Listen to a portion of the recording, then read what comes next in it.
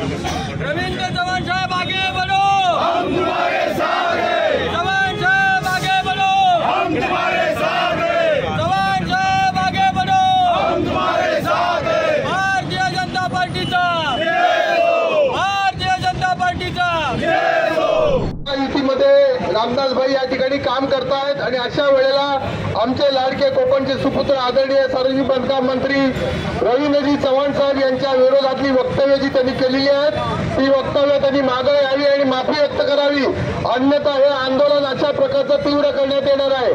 नारायणरावजी राणे साहेब या जिल्ह्याचे नेते, या निधीचे खासदार आहेत, महाराष्ट्राचे माजी मुख्यमंत्री आहेत, त्याचबरोबर रवींद्रजी चव्हाण कोकणचे सुपुत्र आहेत आणि सार्वजनिक बांधकाम मंत्री आहेत। खऱ्या अर्थानं जर आज पाहायला गेलं तर 2014 साली मोदी सरकार सत्तेवरती आलं आणि केंद्रीय रस्ते वाहतूक मंत्री नामदार सन्माननीय गडकरी साहेब, नितीन गडकरी साहेब यांच्यामुळे मुंबई गोवा महामार्गाचं स्वप्न साकार झालं। जवळजवळ 10-15 हजार कोटी रुपये भूसंपादनाकरता केंद्र सरकारच्या, मोदी सरकारच्या माध्यमातून रायगड, रत्नागिरी, सिंधुदुर्ग जिल्ह्यातल्या सगळ्या जमीनधारकांना, शेतमालकांना त्या ठिकाणी मिळाले।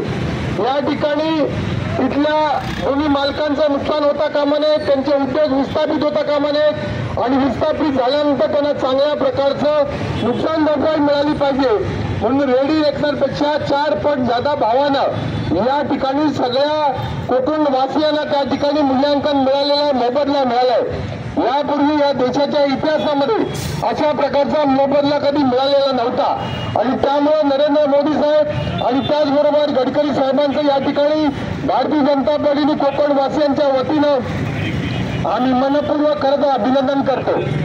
10 वर्षापूर्वी पत्रकार बंधूंनी पण हा रस्ता 4 लेन झाला पाहिजे म्हणून आंदोलन केलं होतं आणि झारापासून पत्रादेवीपर्यंत हा जवळजवळ 366 किलोमीटर रस्ता 4 लेन झाला पाहिजे अशा प्रकारची भूमिका पत्रकार बंधूंनी घेतली होती, भारतीय जनता पार्टीने घेतली होती, कोकणवासियांनी घेतली होती आणि म्हणून हे स्वप्न साकार होण्याकरता मला आठवतंय वांद्री या ठिकाणी संगमेश्वर तालुक्यातील 12 ऑगस्ट 2014ला आदरणीय गडकरी साहेब, तत्कालीन भाजपा शिवसेनेचे खासदार विनायक राऊत साहेब यांच्या उपस्थितीत भूमिपूजनाचा कार्यक्रम त्या ठिकाणी झाला होता। याची मला मुद्दाम कोकणवासीयांना आठवण करून द्यायची। त्यानंतर 2016 साली हातकंब्यामध्ये आदरणीय आमचे देवेंद्रजी फडणवीस मुख्यमंत्री होते आणि गडकरी साहेब बांधकाम मंत्री केंद्रीय असताना या ठिकाणी रस्त्याच्या कामाचा भूमिपूजन समारंभ झाला होता। हा इतिहास मी जाणीवपूर्वक या ठिकाणी आठवण करून देऊ इच्छितो।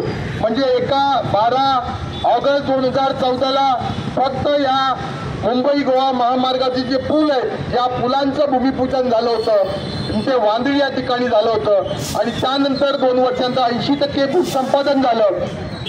इथल्या कोकणच्या जमीनधारकांना त्याचा मोबदला मिळाला आणि त्यामुळे 2016 साली भारतीय जनता पार्टीचा जिल्हाध्यक्ष असताना झाले आणि आदरणीय उद्धवजींच्या नेतृत्वाखाली त्या ठिकाणी विरोधी पक्ष नेते झाले।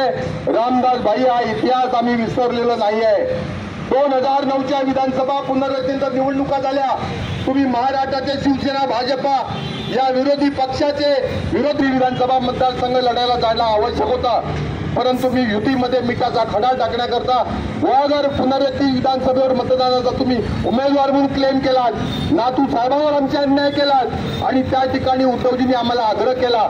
आदरणीय नितीन गडकरी साहेब त्यावेळेला राष्ट्रीय अध्यक्ष होते, कैलासवासी आमचे गोपीनाथजी मुंडे त्या ठिकाणी होते। त्यांनी आम्हाला असं सांगितलं की आदरणीय उद्धवजींनी आपल्याला विनंती केली, माझा महाराष्ट्राचा विरोधी पक्ष नेता रामदास कदम हा गुहागरला मी देतोय, तुम्ही युतीचा धर्म पाळा आणि त्या ठिकाणी खरं तर तुम्ही त्या ठिकाणी आम्हाला पाठिंबा द्या। आम्ही पाठिंबा देण्याचा तुम्हाला त्या ठिकाणी तर तुम्ही दापोली विधानसभा लढाया हे सांगणारा बाळ माने तुमच्या घरी जाऊन तुमच्या त्या ठिकाणी तुम्हाला बोललो होतो की या महायुतीमध्ये तेव्हाच्या भाजपा शिवसेना युतीमध्ये तुम्ही मिठाचा खडा टाकू नका। ठिकाणी राष्ट्रवादीला फायदा होण्याकरता हट्ट केला। 2000 विधानसभा एवढं केल्यानंतर सुद्धा तुम्हाला आदरणीय हिंदुराष्ट्र सम्राट बाळासाहेब ठाकरेंच्या आशीर्वादानं त्या ठिकाणी त्या ठिकाणी सहकार्य केलं, परंतु त्या आबासाहेब ठाकरेंचा तुम्ही विश्वासघात केला, विचारांच्या बांधिलकीनं तुम्ही वेगवेगळी भूमिका घेतली। माझी या निमित्तानं रामदास भाई आपल्याला विनंती आहे, आपण आदरणीय आहात, आम्हाला महायुतीचा धर्म